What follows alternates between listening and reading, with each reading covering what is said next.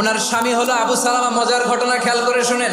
উহুদ যুদ্ধের পরে ওনার স্বামী আবু সালামা ইন্তেকাল করলো, শহীদ হলো। উম্মে সালামা রাদিয়াল্লাহু তাআলা আনহা ওনার প্রাণ প্রিয় স্বামী আবু সালামার ইন্তেকালের পরে চোখের পানি ছাড়ে আর পড়ে ইন্না লিল্লাহি ওয়া ইন্না ইলাইহি রাজিউন। যেহেতু বিশ্বনবী বলেছেন কেউ যদি বিপদের প্রথম ধাক্কায় পড়ে ইন্না লিল্লাহি ওয়া ইন্না ইলাইহি রাজিউন, আল্লাহুম্মা আজুরনি ফি মুসিবাতি ওয়া আখলুফ লি খায়রাম মিনহা, তাহলে এই বিপদে যে সে যা হারালো তার চেয়ে শ্রেষ্ঠ কিছু দিয়ে আল্লাহ তার বদল দিয়ে দিবে। এই হাদিস শুনে বারবার এই দোয়া পড়ে চোখের পানি ছাড়ে আর মনে মনে বলে আবু সালামার মতো ভালো মানুষ মদিনাতে নাই, তার চেয়ে ভালো মানুষ কি করে আল্লাহ তাআলা আমারে দিবে, তার চেয়ে ভালো মানুষ তো আমি মদিনাতে দেখি না। কি আজীব তামাশা, কি অবাক করা ঘটনা। কিছুদিন পরে দেখা গেল স্বয়ং বিশ্ব নবী উম্মে সালামাকে বিয়ের প্রস্তাব পাঠিয়েছে। উনি রাজি হয়ে গেলেন, বিয়ে হয়ে গেল, উনি হয়ে গেলেন উম্মুল মুমিনিন, আমাদের মা, পুরো মুসলিম উম্মার মা। চিৎকার করে বলেন আল্লাহু আকবার।